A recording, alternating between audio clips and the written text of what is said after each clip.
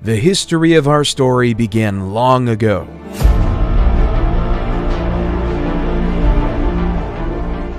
At one point in time, around 3 billion years ago, we were floating around as little tiny atoms in the little petri dish of the world.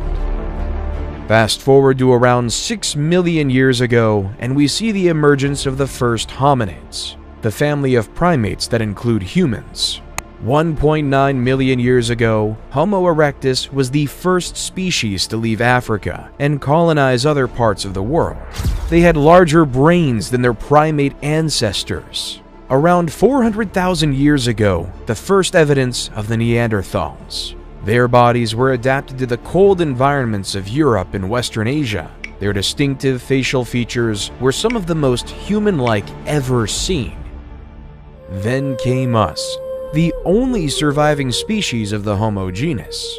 But how did Homo sapiens rise into a global dominance through the mechanism of civilization? Our story in the fertile lands of Mesopotamia in 4000 BCE, nestled between the great Tigris and Euphrates rivers in the Sumerian city of Uruk. Instead of relying on hunting and gathering like our ancestors of the past, the citizens of Uruk were able to develop a way to harvest cereal grains like wheat and barley. However, turning cereal grains into edible foods took a lot of work.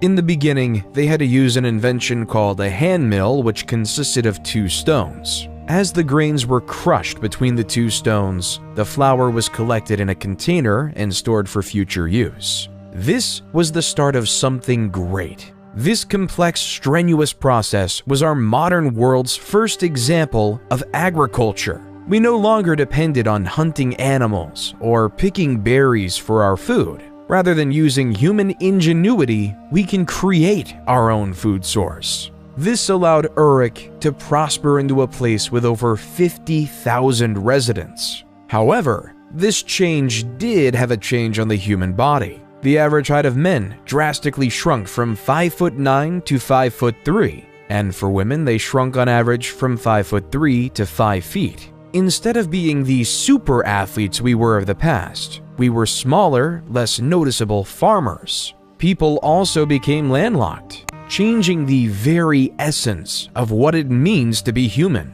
In the early 3000 BCE, according to legend, King Gilgamesh began his rule as a Sumerian king of his region. However, by the end of 3000 BCE, the Akkadians ousted